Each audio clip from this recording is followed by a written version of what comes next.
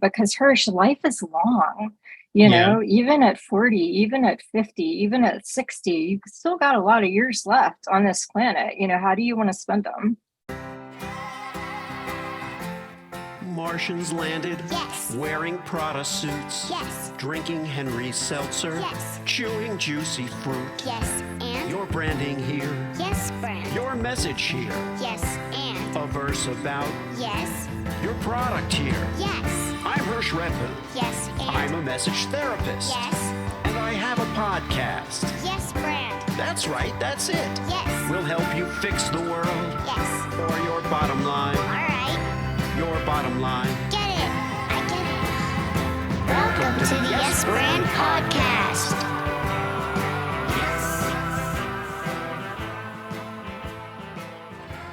In the hot seat today on Yes Brand is Rachel Gaddis. Rachel is known as the comeback coach, and she specializes in working with women over 40, people who have ADHD and are looking for an ADHD-friendly career. And with more and more people being diagnosed as having attention deficit, hyperactive disorder, it is more and more important for them to find comfort in the workplace and to find the right job. Rachel, welcome to the show. Thank you. It's so great to be here. It's great to have you.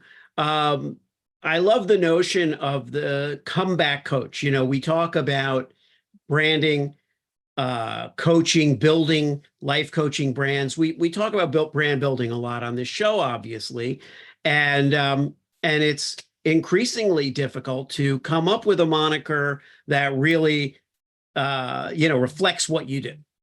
Yeah, and in your case, it's perfect. You're trying to help people align their career paths with their strengths, their values. How did it come to be such a personal mission for you? Well, I myself was diagnosed with ADHD at 44, and that kind of rocked my world a little bit and made me look at my career differently, made me look back at my career history, my school history differently. And so I started to want to kind of reinvent my career a little bit, with this new knowledge of how my brain worked. I thought, I don't really, it's no wonder this has been so hard for me, right? I've been trying to fit myself into a box that I don't fit into, that I'm never going to fit into. So I started to want to do it differently, to kind of want to come back to my career a little differently. And so that's kind of where that notion of the comeback coach kind of came in. And once I started to, reapproach my career that way, I started wanting to help other people do the same thing. Yeah, and that's very common in the people that I speak with and interview, that they want to share their own discovery with others. But what were you doing prior to the diagnosis?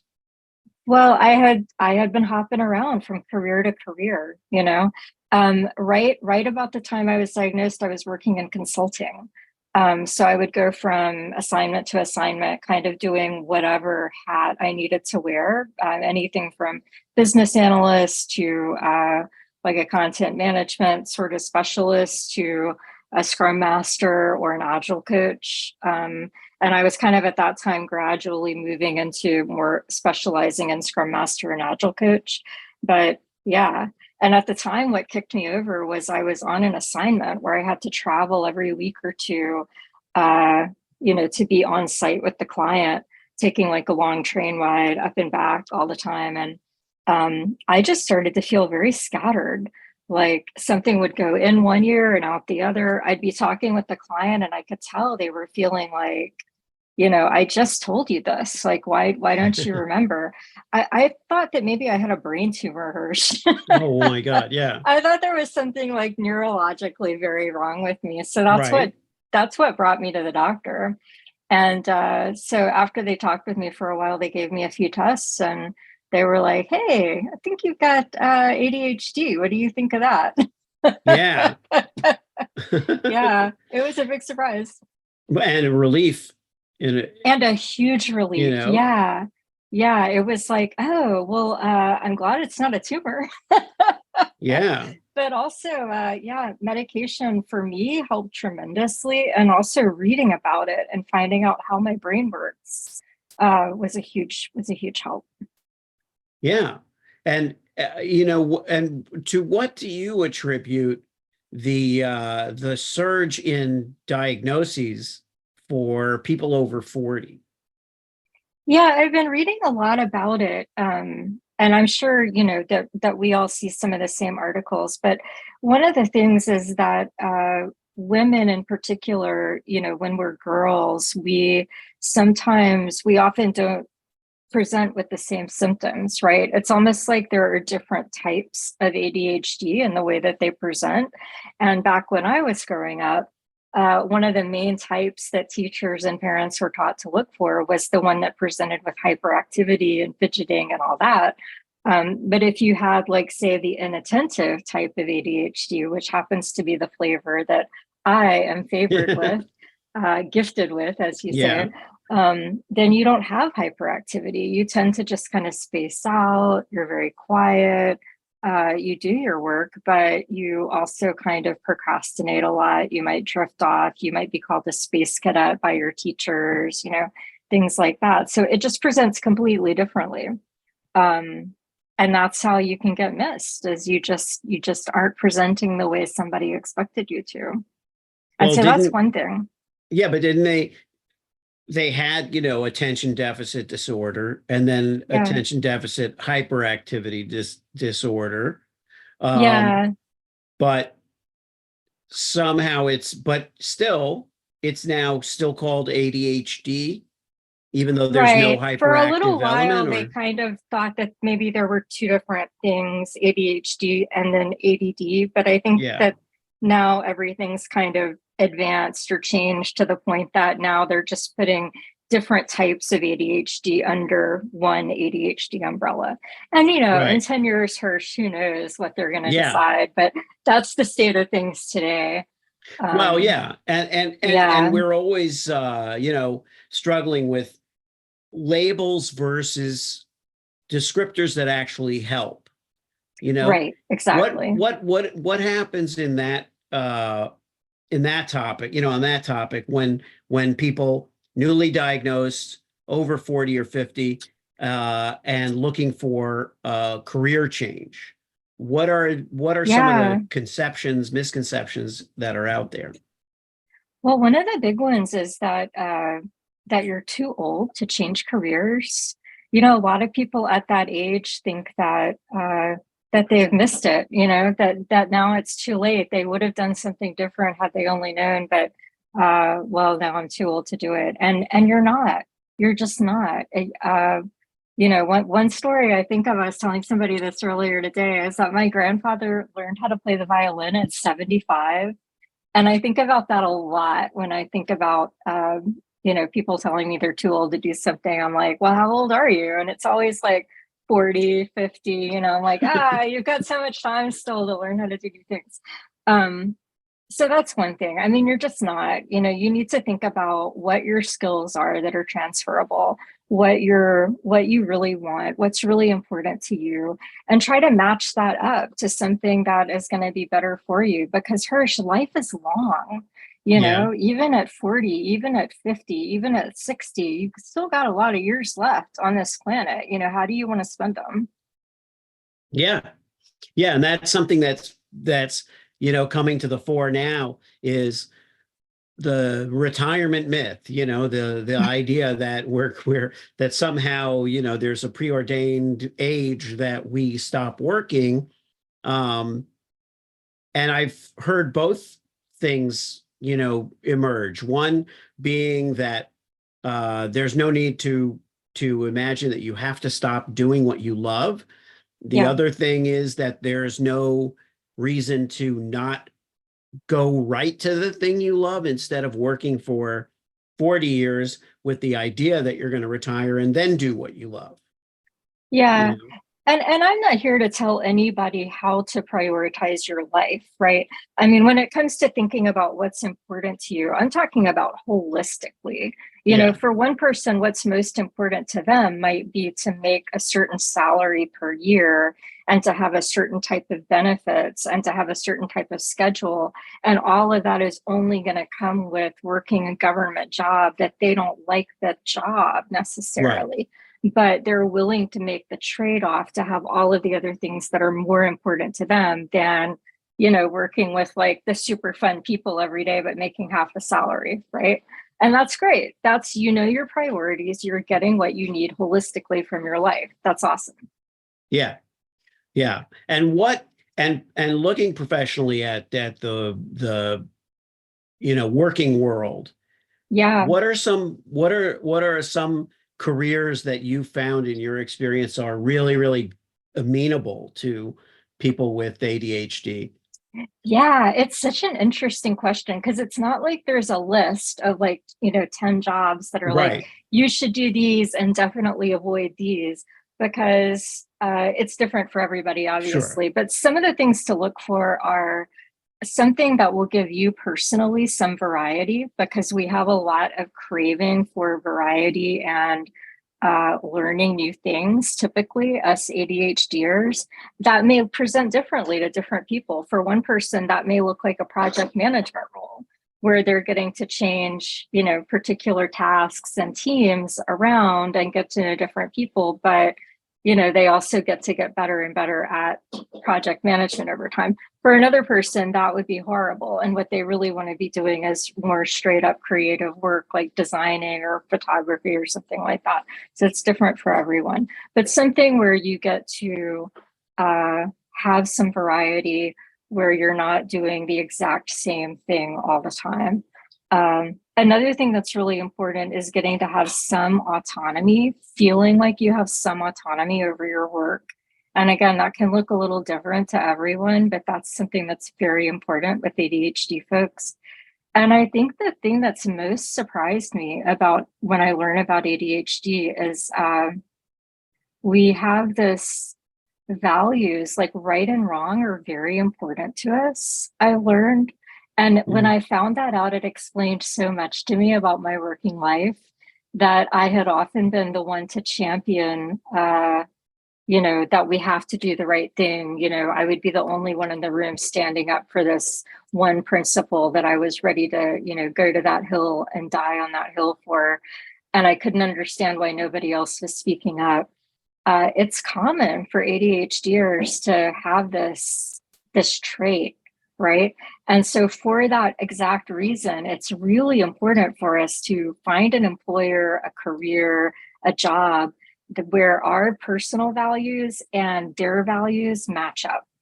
Because the Yeah. more they don't, the more we're going to exhaust ourselves trying to contort ourselves to make our values match up or like clash, right? And stand up for what we think is right in the face of, you know, apathy or worse.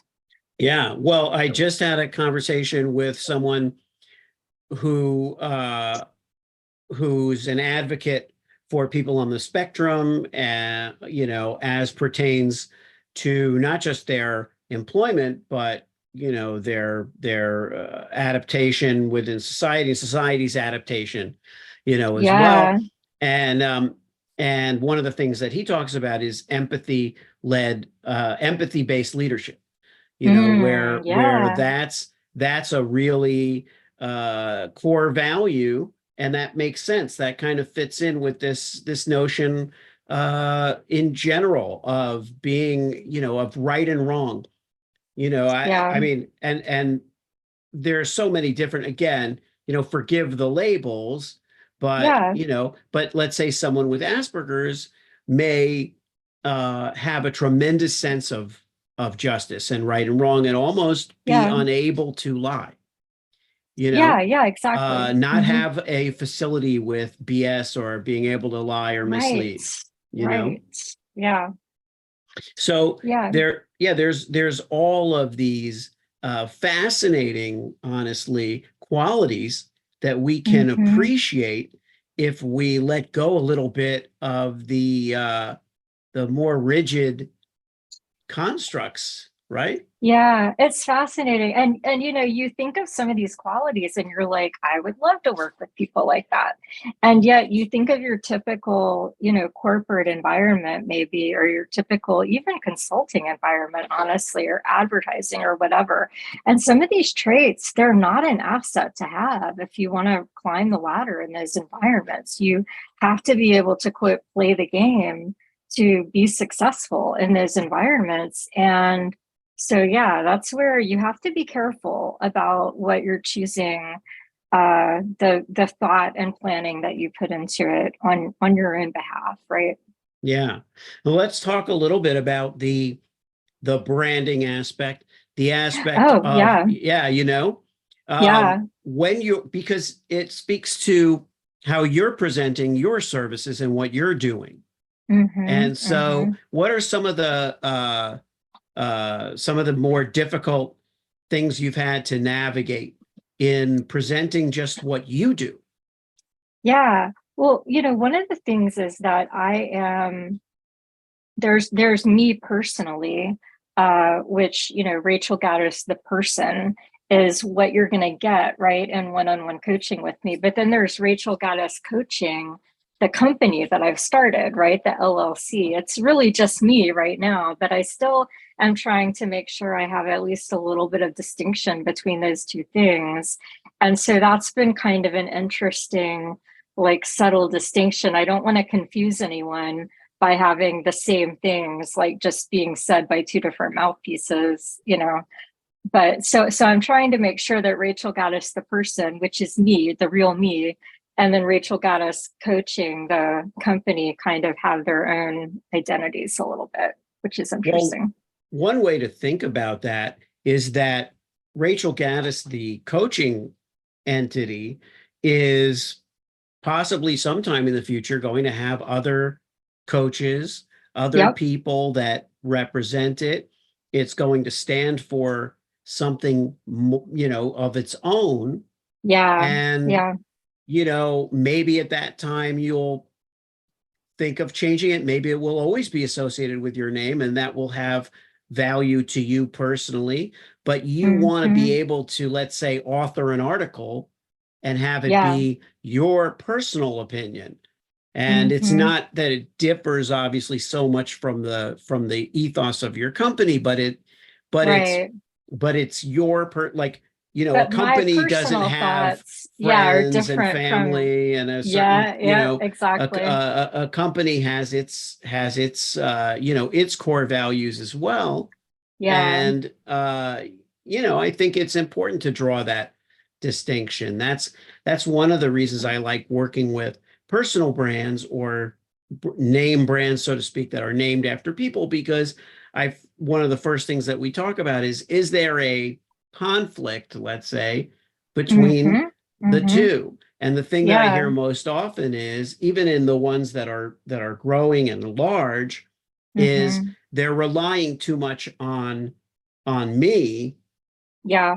Yeah. to quote unquote be the face when I'm already the name. Right. You don't want I'm it to be like a cult of right. like a cult of personality brand Well, type of thing. yeah. I mean, Unless you it's planned it that way, but yeah. you don't want to be relying on it just by accident. Most people don't don't really think about it that way when they start what they're doing. They start what they're doing because it's Mm, personal, it means right. something to them, and therefore they're proud enough of it to put their name on it. And in a Hmm. way, subconsciously, I've found that it keeps them honest in the sense that they're like, well, my name's on it. I can't do this or that. I have to, honor I have to Right. honor the code and I have to stick with it. I have to make myself worthy of it and vice versa. And that's not a cultish thing. But Hmm. until you and anyone who owns a company or runs a company has to confront this, until you're able to open it up to someone else and trust someone else to help you run it, Yeah. you're Yeah. gonna you're gonna come up against that issue, that branding issue, because you're Yeah. also going to be the only person anybody can talk to. So Well, who are and you're the only person writing the copy. You're the only person right? doing the posts. I've seen a friend of mine run into this as soon as she hired even one part-time person to help her with social media. It was like, how do I tell this person how to write in my brand voice? To her, she knew exactly what her branding was to her, but she had a very specific vision. And she had to document how to, uh, do that, how to evoke that brand vision on Hmm. social media to bring anyone else into it, even for just a few hours a week. And it was interesting watching her go through that, because I thought, yeah, you have to kind of strike a line between what are you going to document and what aren't you, and who do you bring in to part-time help with what as you grow. Yeah. And it really does come down to scale and people. And Hmm. it's the people, the community that let you get a little bit free. It's ironic because if you start a community of, clients, of guest coaches, of additional coaches, those people, like we just talked about, are going to also need you. But on the other hand, it's going to liberate you a little bit because it isn't just you. It isn't Yeah. just about you. Um, Yeah. and then you're free to, whether you want to write books or articles or whatever it may be. And also, in the age of social media and so many different platforms, you may just want to have your own personal Facebook, Instagram, whatever it might be, Yeah. just to share. Let's say you like horticulture and you want to just share that. Well, that doesn't really have Yeah, to do with the comeback coach. It's not, exactly. it's not, but it's like, hey, I just went to this horticulture conference and here's what I learned. And I thought this was amazing. And you might have Right. something really cool to share. And people should be allowed to have that. And especially Well, you need a given personal what you life. do, Yeah, you you know? still need a personal identity. You don't want to be completely subsumed by your company. And ultimately, at some point, you're going to stop doing what you do professionally, perhaps. And when that day ultimately comes, you don't want to not know who you are anymore without it. I mean, Yeah. that's another thing that I think people don't think about. But I want to, now that I have this business that I love, that I'm putting all my time into, I want to make sure that I know who I'm going to be on the other side of it, if that makes sense. Yeah, it Um, totally does. Totally. yeah, So how long has it been that you've had the practice? only since January. So I'm only 6 months in. I mean, I've been thinking about this for years before I Yeah. finally took the plunge and did it full time. But yeah, I just started in January at the turn of the year. So and already you're on my show. So that's a And already I'm on tremendous your show. look at I that. feel like I've made it, Hurst. That's like a rocket. That's like a rocket ship right there. So Yeah. you better get Yeah. ready. Get I've ready met for some the, great people that have helped me a lot. So, well, yeah, that's awesome. And yeah. at this point, are you still wearing all the hats essentially? Have you At this delegated? point, I am. I'm starting to think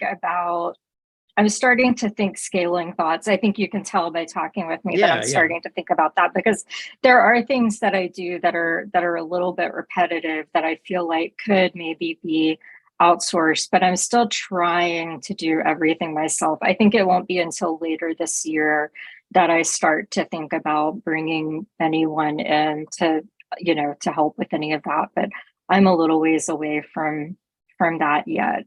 But Yeah. yeah, I'm starting to think about it. Well, that's great. I mean, Yeah, like we were talking about earlier in the conversation, you can, there's no need to wait to envision things, to build things. We're not getting ahead of ourselves by planning. We're getting ahead of ourselves by doing before we're ready, or getting to that point where you have that inclination and then it's like, oh man, what was it? I got to scale. Boom, boom, boom, boom, boom. Yeah, yeah, start thinking now. Start, planning it now and setting those goals. right. That way you're ready when it's Yeah. time to kind of pull the trigger on it. That's a great point. Yeah. Yeah, Well, but I love it. I am so happy that I did this. And my only regret, honestly, is that I wish I had done it sooner. Yeah.